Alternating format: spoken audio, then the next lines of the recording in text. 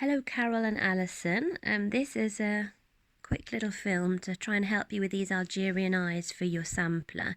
I've done a little sample here which is kind of what we're aiming for. Just to point out that this even weave is coarser than of course you'll be using, I realise that, and I'm using 2 strands of soie d'Alger in the needle rather than the soie 100/3, but that's just to make it a little easier for you to see on the film. So I'm going to begin by putting my knot at the left hand side, and I'm going to travel over to the right so that I will be working over that travelling thread on the reverse of the work as I begin stitching, which I'm assuming is the method you use already. So I'm going to come up in the top left hand corner of my first Algerian eye, and there's a reason for that which we'll look at in a moment, and I'm going to work my Algerian eye over 6 threads. Again, I realise that on your sampler it may be a little different, but we'll go for that because it's nice and easy to see. So diagonal stitch top left to the centre of the Algerian eye, and then from the top into the centre again, and putting a little bit of tension because we want to create a slight sense of an eyelet in the middle. You can open that up with a stiletto gently if you wish to, but you shouldn't really need to with this stitch. It should open it for you by itself. And then top right into centre, and then centre right into centre, and bottom right into centre, and then centre bottom, and to the left. You see that little bit of tension on the middle there, just opening that up and dropping in. Now I started deliberately in that top left hand corner so that when I finish, my last stitch is dropping into centre, and then as I move to my next Algerian eye to the left, it's pulling away from centre so that that keeps the hole open and the overall effect of the stitch nice and neat.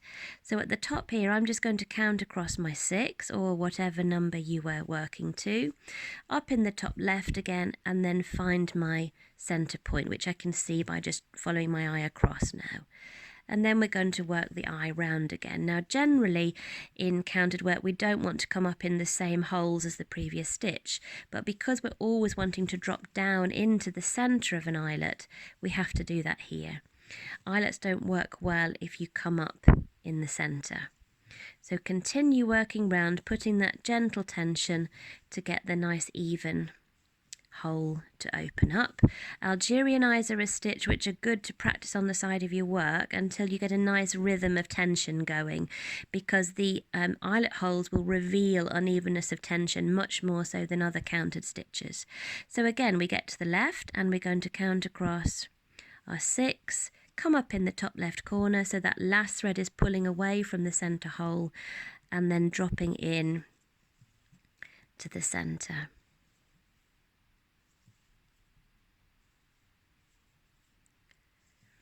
And working round again.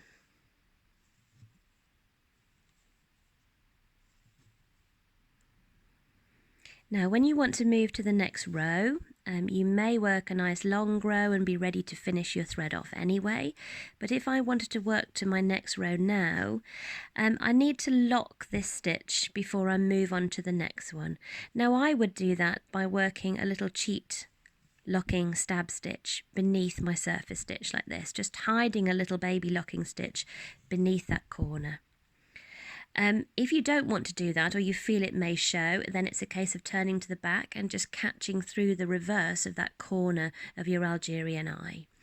We can then start at the top right hand corner to come back to the right, because that will allow us to achieve that same effect of being able to pull against the centre hole to travel between one Algerian eye to the next. So we'll work round.